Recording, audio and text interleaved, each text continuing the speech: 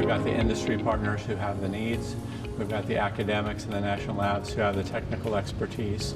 And so when you bring all of them together, you start looking at solutions or looking for solutions in different ways, in unique ways. And you find partners that you might not have expected to originally find to solve some of the problems that you have.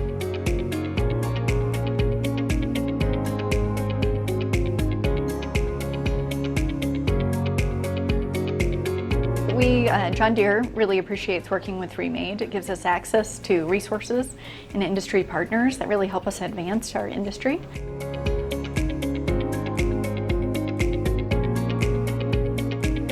Our collaboration with REMADE and the various members of REMADE will enable more products to be designed for recycling, remanufacturing, and reuse, rather than those products not being designed with anything at end of life or end of use in mind.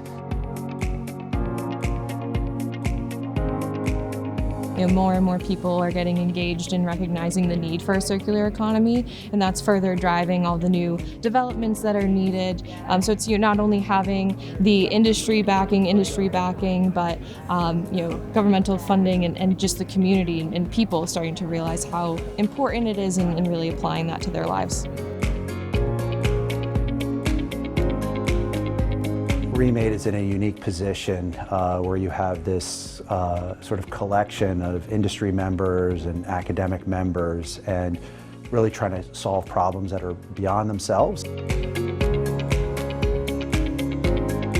It is terrific to have so many people from industry, academia, government, really talking about some of the issues related to circular economy and sharing information related to opportunities, related to accomplishments in this area, related to business models. So I think it is really been fantastic. John Deere really benefits from the REMADE Institute, and we look forward to executing on the projects that we're working on with our university partners and moving forward.